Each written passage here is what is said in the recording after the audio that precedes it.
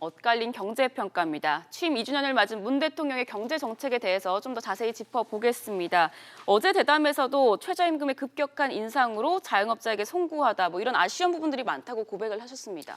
예, 대통령이 2년 동안 문재인 대통령이 어떤 경제 치적을 쌓았을까에 대한 평가가 구구분분합니다. 네. 문재인 대통령 스스로도 아쉬움은 있지만 경제 정책은 이제 근본적으로 방향은 옳고 특히 패러다임이 잘 바뀌어가고 있다라고 평가를 했어요. 그런데 나타나는 수치와 좀 대통령의 인식 진단이 좀 다르다라는 이런 지적도 있는데 이와 관련해서 지금 한국 경제를 끌어온 크게 두 가지 이 경제학자들의 그룹이 있습니다. 네. 이 그룹의 평가가 굉장히 주목이 되는데요. 한 그룹은 이른바 서강학파라는 그룹이 있어요. 네.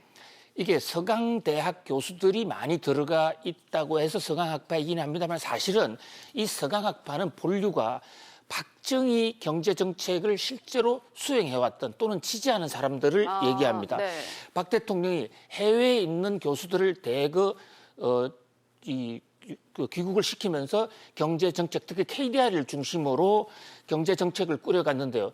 그분들이 국내에 이미 대학들이 판을 다 형성을 하고 있으니까 갈 데가 없으니까 서강대학의 경제학과를 만들어서 거기에 교수들로 대부분 발령을 냅니다. 네. 그래서 서강학파라는 말이 나오는데 여기에 거두는 역시 남덕우 전 총리죠. 우리나라 개발경제학, 개발연대의 성장률을 높이는 데 크게 기여한 분들인데 이분들이 어저께 평가를 하면서 문재인 대통령은 경제 정책 방향이 완전히 거꾸로 가고 있다. 오히려 한국 경제를 더 망치고 있다는 아주 혹평을 했어요. 네. 여러 가지 시장을 무시한다든지 우리의 성장 잠재력을 죽였다. 아주 신랄한 비판입니다. 이에 반해서 또 하나의 경제학자 그룹에 학현학파라고 있습니다. 네. 학현학파는 서울대의 변형륜 교수의 호가 학현인데 변형륜 교수 제자들이 중심으로 모여있는 경제학자 그룹이에요. 그런데 네. 변형륜 교수는 해외 유학파가 아니고 순수 토종 한국 학파입니다. 그리고 박정희 경제정책 시절에 박정희 경제정책을 신랄하게 비판했던 제야 경제학자로 볼 수 있어요. 거기서 밑에서 공부했던 많은 사람들이 공교롭게도 저분들이 노무현 대통령 때 대부분 그 경제 정책을 수행했고 지금도 문재인 대통령 산하로 많이 들어가 있습니다. 소득주도 성장론이라든지 이런 문재인 대통령의 경제적 상표에 대해서 학현학파의 뿌리가 있다고 볼 수 있는데요.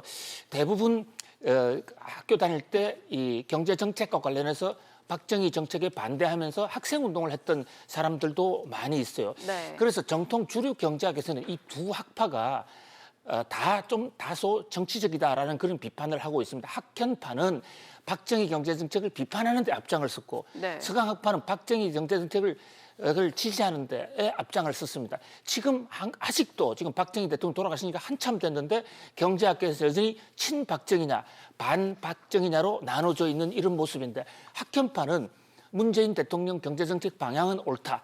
오히려 재벌개혁 속도가 늦어서 문제다. 이런 지적을 지금 엇갈린 평가를 내놓고 있거든요. 자, 이런 가운데 한국당은 오늘 청와대에 아주 재미있는 선물 하나를 제출하겠다고 지금 네. 공고를 했어요. 보니까 징비록이라고 이제 하더라고요. 그렇습니다. 예서의 유성룡이 쓴 임진왜란에 반성을 하면서 앞으로 우리가 어떻게 할 것인가 이것이 징비록인데 경제정책, 문재인 대통령의 2년간 경제정책이 임진왜란 못지않게 나라를 망쳤다. 이래서 2년간 경제가 잘못된 실정 하나하나를 밝힌 그걸 징비록에 담고 이것을 청와대에다가 제출하겠다는 거예요. 네. 아무튼 이 문제는 경제야라는 우리 클린턴 대통령의 지적도 있습니다.